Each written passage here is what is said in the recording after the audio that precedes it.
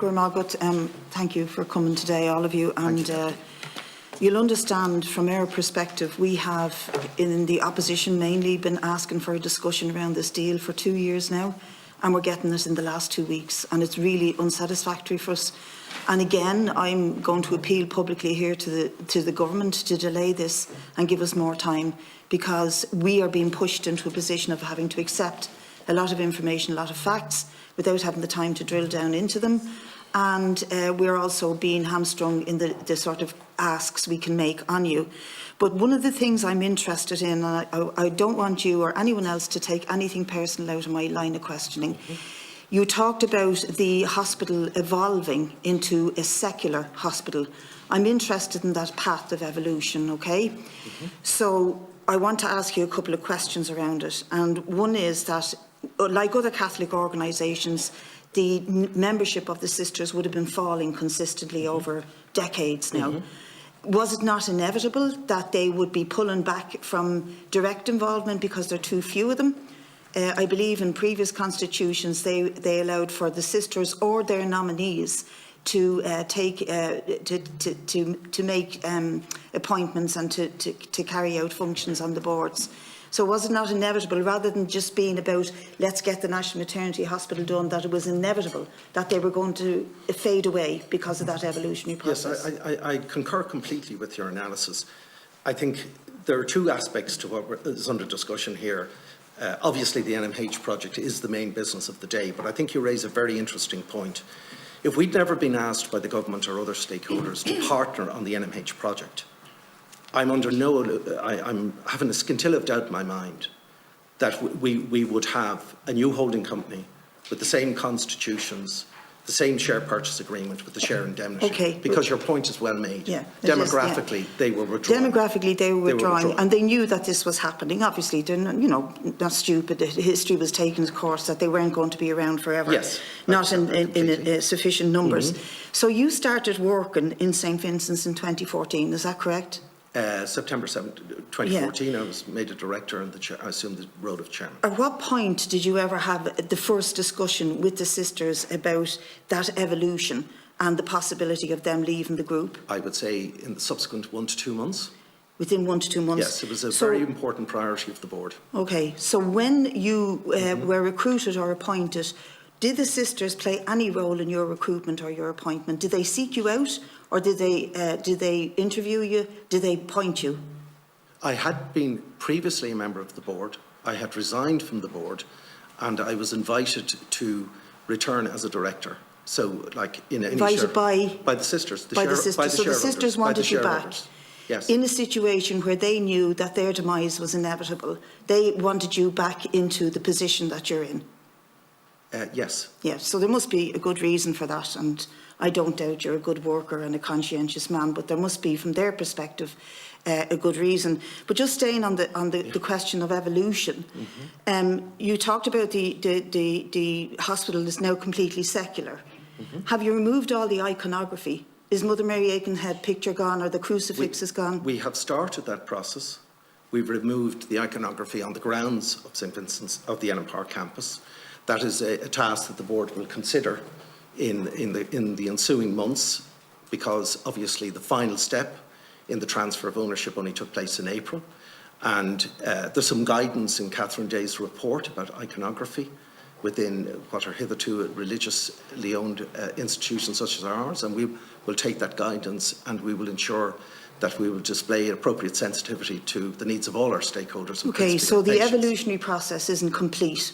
It's still in course. We're still removing the church from our healthcare services in St Vincent's and removing the physical manifestations of it. On evolution of church influence, I think the people best placed to give you some perspective on that, Deputy, are my two consultants. Sorry, I wanted to ask you the questions, but my next question to you is, on the course of this evolution, as late as 2020, recruitment required a doctor or nurse who was recruited into the this is my understanding, recruited into the healthcare group to follow the Catholic ethos, to have ethical beliefs, to have ethical commitment to the project of St Vincent's under Mother Mary. Well long gone at that stage. When was it then, please?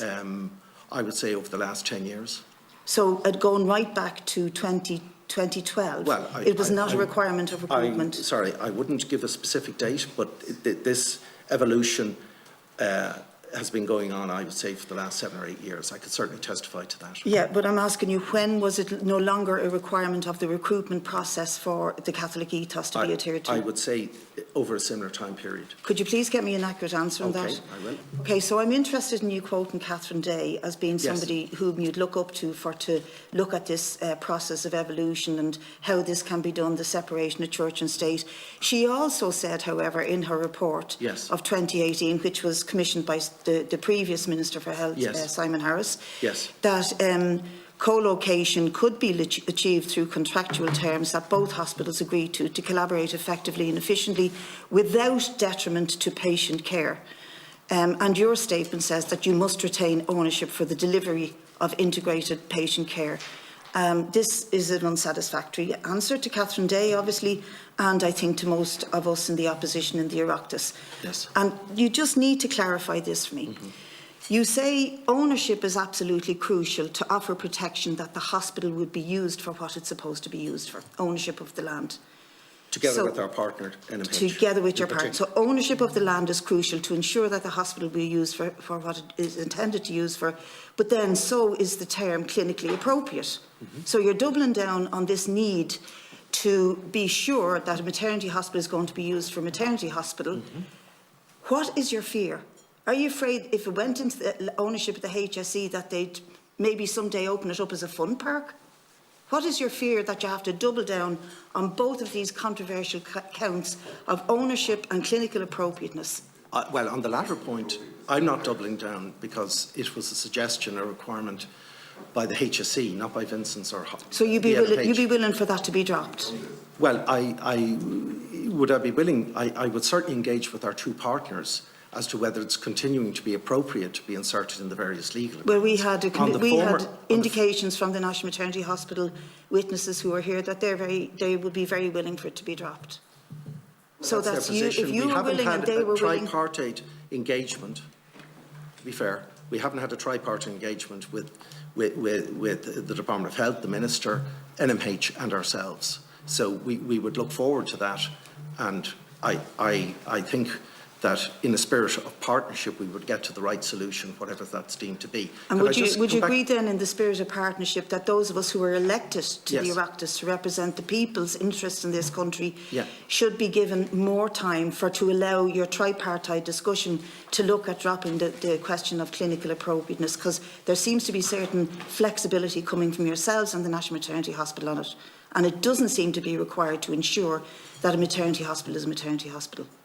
Well, as I say, I don't think it would involve a huge amount of engagement, frankly, as to what the desired outcome amongst the three partners would be. And may I also make reference to, I did raise the Catherine Day report in a different context, responding to a different question. The Catherine Day report has various recommendations in it, and when it was published, we had an opportunity to discuss its contents with the former Secretary General, Jim Breslin. We welcomed the direction of travel, the various recommendations in that report, and we believe that we have very little issue in complying with the various recommendations. And one of the recommendations in that report concerns the state's investments in assets on voluntary hospitals, and it does express a desire that in the first instance it's more desirable for the state to own the land. Okay, can I stop you there? This is my very last question. I've got 50 seconds left. Let me finish and I'll let you. No, just on the same thread, on that very same thread.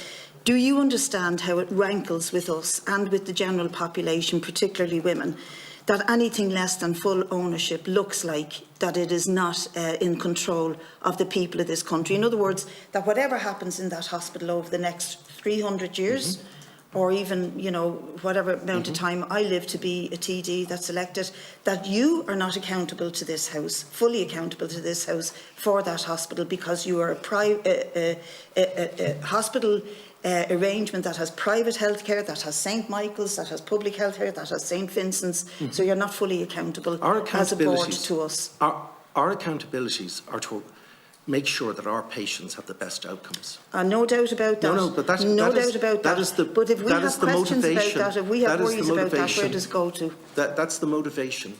I didn't ask about the motivation. For Okay, the let him construction finish, of the please. fabric. I know, it's just difficult, Sean, when you're not getting No, I know, the and answer it's to the the question format you've of it, asked. and we're I stuck in didn't this. ask about the motivation.